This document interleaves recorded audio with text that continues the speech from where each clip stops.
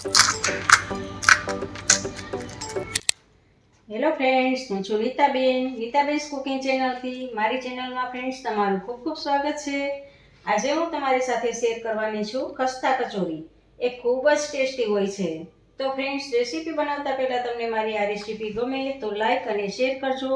અને તમે મારી ચેનલને પહેલી વખત જોતા હો અને હજી સુધી સબસ્ક્રાઈબ ન કર્યું હોય તો સબસ્ક્રાઈબ કરજો અને બાજુમાં રહેલી બેલ આઇકન પ્રેસ કરજો, જેથી મારી નવી નવી રેસીપીના નોટિફિકેશન તમને મળતા રહે. તો ફ્રેન્ડ્સ, ચાલો બનાવીએ. કચોરી બનાવવા માટે આપણે કચોરીની બહારનું પડ, સૌથી પહેલાં આપણે કચોરીનું બહારનું પડ બનાવવા માટેનું આપણે લોટ બાંધશું. તો આ આપણે 250 ગ્રામ મેંદો છે. આ કપના હિસાબે આપણે 2 કપ મેંદો લીધો છે. અને હવે એમાં આપણે થોડુંક અડધી ચમચી જેટલું એમાં મીઠું એડ કરશું. અને 1 ચમચી આપણે અજમો લેશું. અને અજમાને આવી રીતે આમ હાથમાં ક્રશ કરી અને અંદર લેવાનો છે અને સારી રીતે બધું જ મિક્સ કરી દેવાનું છે. હવે આપણે એમાં મોણ નાખવા માટે 4 મોટી ચમચી આપણે ઘીનું મોણ આપશું. તમે તેલનું મોણ પણ આપી શકો છો, પણ ઘીનું મોણ આપવાથી કચોરી આપણી એકદમ ખસ્તા થશે અને ક્રિસ્પી થશે. તો આપણે આ ઘીનું મોણ આપેલું છે અને સારી રીતે આપણે ઘીને બધા જ લોટમાં મિક્સ કરી દેવાનું છે. હવે મેં આ સહેજ ગરમ પાણી કરેલું છે, સાવ થોડું થોડું ગરમ પાણી કરેલું છે. એ પાણીને આપણે થોડું થોડું આમાં એડ કરતું જવાનું છે અને આપણે લોટ બાંધતો જવાનો છે. હવે આપણે ઉપરથી 1 ચમચી ઘી રેડી અને સારી રીતે ઘીને બધે જ બાજુ આમ લગાવી લેવાનું છે. જુઓ, આપણો આ કચોરીનો લોટ કચોરીમાંથીના ઉપરનો પડ બનાવવા માટેનો લોટ બાંધીને તૈયાર છે. તો હવે આને આપણે સેટ થવા માટે 30 મિનિટ સુધી એમને રહેવા દેવાનો છે. અને એની ઉપર આપણે આ સફેદ કોટનનું કપડું આપણે ભીનું કરી અને ઢાંકીને રહેવા દેવાનું છે. હવે મેં આ અડધો કપ આપણે આ મગની દાળ લીધેલી હતી. એ મગની દાળને મેં 4 થી 5 કલાક માટે પલાળવા રાખી દીધી હતી. સારી રીતે પાણી ધોઈ અને પાણી કાઢી નાખેલું છે. અને સાવ જો હવે પલળી ગઈ છે. જુઓ, આસાનીથી આમ તૂટી જાય છે, એટલે હવે પલળી ગઈ છે. તો હવે આપણે એક મિક્સર બાઉલમાં લેવાની છે અને એને અધકચરી આપણે વાટવાની છે. જુઓ, આપણી આ અધકચરી વાટીને તૈયાર છે મગની દાળ. જુઓ, આ વટાઈ ગઈ છે. હવે આપણે સ્ટફિંગમાં સારો સ્વાદ આવે એ માટે એક મસાલો બનાવવાનો છે. તો એના માટે એક વાટકીમાં અડધી ટીસ્પૂન જેટલી આપણે હળદર લેવાની છે અને 1 ચમચી આપણે લાલ મરચું લેશું. 1 ટીસ્પૂન ગરમ મસાલો લેશું અને 1 મોટી ચમચી આપણે ધાણા જીરું પાવડર લેશું. 1 ટીસ્પૂન આપણે મરી પાવડર લેશું અને 1 ટીસ્પૂન આપણે સંચળ પાવડર લેશું અને 1 ટીસ્પૂન આપણે સિંધાલું મીઠું લેશું. 1 મોટી ચમચી આ કસૂરી મેથી છે, એ હાથથી આમ મસળી અને એને આપણે લેશું. અને આ બધું જ સારી રીતે આપણે હવે મિક્સ કરી દેવાનું છે. તો આપણે આ સ્ટફિંગ માટેનો મસાલો તૈયાર છે. આપણે સ્ટફિંગને વઘારવા માટે એક પેનમાં મેં 2 ચમચી તેલ લીધું છે અને તેલ ગરમ થાય એટલે આપણે એમાં વઘાર કરશું. આપણું ગરમ થઈ ગયું છે. તો 1 મોટી ચમચી આપણે ધાણા એડ કરશું, 1 મોટી ચમચી આપણે વરિયાળી એડ કરશું અને અડધી મોટી ચમચી જીરું એડ કરશું.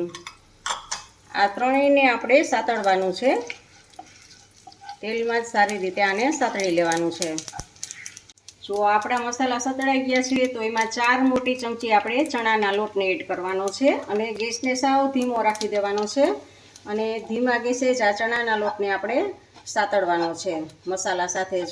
ગેસને સાવ ધીમો જ રાખવાનો છે. અને જુઓ, આ સારી રીતે આપણે સાતળી લેવાનો છે. જુઓ, આપણે 2 મિનિટ સુધી આને સાતળેલો છે અને સારી રીતે આપણે સતળાઈ ગયો છે. તો હવે આપણે આ સ્ટફિંગ માટેનો જે મસાલો બનાવેલો હતો એ મસાલાને એમાં એડ કરી દઈશું અને સારી રીતે બધું જ આપણે મિક્સ કરી દઈશું અને ગેસને સાવ ધીમો જ રાખવાનો છે. જો બધું જ મિક્સ થઈ ગયું છે તો હવે આપણે છેલ્લે એમાં થોડીક હિંગ ઉમેરશું. હિંગને આપણે છેલ્લે ઉમેરવાની છે, અડધી ટીસ્પૂન જેટલી. એનો આપણો ટેસ્ટ ખૂબ જ સારો આવે છે. અને હવે આપણે એમાં મગની દાળ જે વાટેલી છે અધકચરી, એને એમાં એડ કરશું.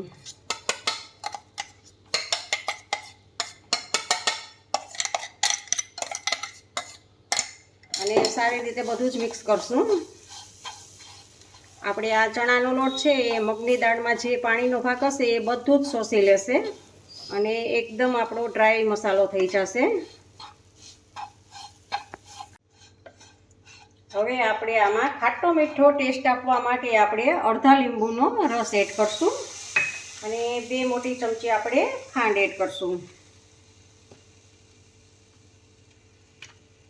ખાંડ આપણે દળેલી એડ કરશું જેથી સારી રીતે મિક્સ થઈ જાય. તો જુઓ, આપણે આ કચોરીમાં ભરવા માટેનો એકદમ ડ્રાય મસાલો આપણો તૈયાર છે.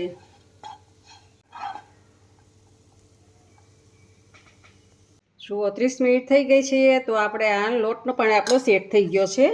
તો હવે આપણે આને સારી રીતે કસણી લેવાનો છે, એકદમ મસળવાનો છે. લગભગ 10 મિનિટ સુધી આપણે આમ મસળશું. જુઓ, આપણો આ લોટ એકદમ મસળાઈને સરસ થઈ ગયો છે, એકદમ સરસ સ્મૂથ થઈ ગયો છે. તો હવે આમાંથી આપણે લુવા લેવાના છે. આપણે આવડા લુવા લેશું. બધા જ લુવા બનાવી લઈએ પહેલાં. એ લગભગ 10 થી 12 કે એટલા લુવા બનશે.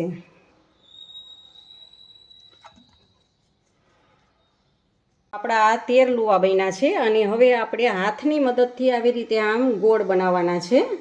ગોળ બનાવી બધા જ લુવા આવી રીતે બનાવી લેવાના છે.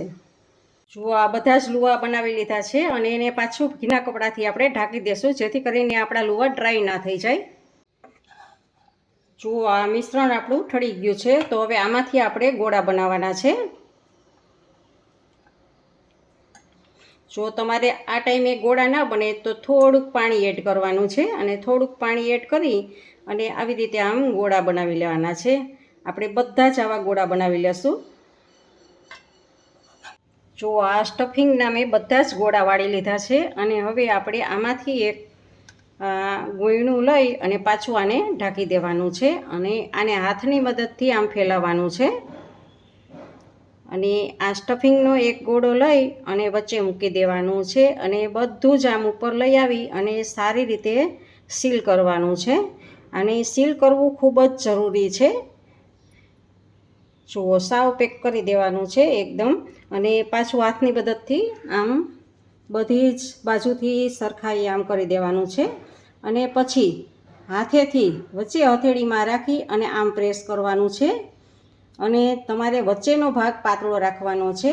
આવી રીતે આમ વચ્ચે પાતળું રહે એ રીતે કરવાનું છે અને જો આવી રીતે આપણે બધી જ કચોરી પેક કરી લેવાની છે. જુઓ, આપણું તેલ ગરમ થવા માંડ્યું છે. એકદમ સાવ ધીમા તાપે આપણે એને તળવાની છે. તો સાવ ધીમું આપણે તેલ મૂકેલું છે. જુઓ તમે, આપણી કચોરી છે એ સીધી તળિયે જ બેસી જાય છે એટલું આપણું તેલ આ ધીમું છે અને ગેસની ફ્લેમ અત્યારે સાવ સ્લો છે. તો એની મેળે જ જો એ ઉપર આવશે. જુઓ, આ એની મેળે જ આપણે ઉપર આવી ગઈ છે. હવે આને આપણે પલટાવી લઈએ. જુઓ, આ બાજુથી આમ પલટાવી લઈએ.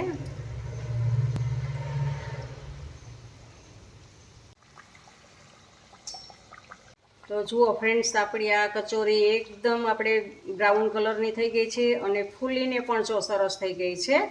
તો લગભગ આને તળાતા 10 થી 12 મિનિટ જેવું થયું. આપણે ધીમા તાપે જ સાવ તળેલી હતી જેથી કરીને અંદર સુધી કૂક થઈ જાય. તો આપણી આ કચોરી તળાઈ ગઈ છે. એવી જ રીતે બીજી કચોરીને પણ આપણે તળી લઈએ.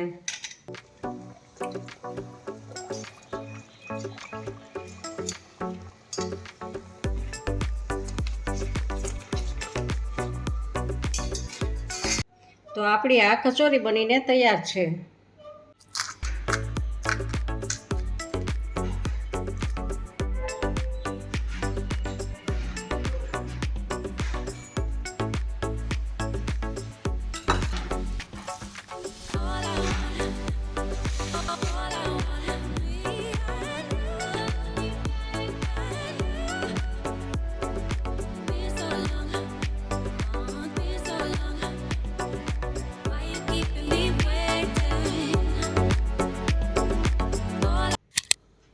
ફ્રેન્ડ્સ, તમને મારી આ રેસીપી કેવી લાગી તે કમેન્ટ બોક્સમાં કમેન્ટ કરીને મને જરૂરથી જણાવજો અને તમારા ગ્રુપમાં શેર કરજો.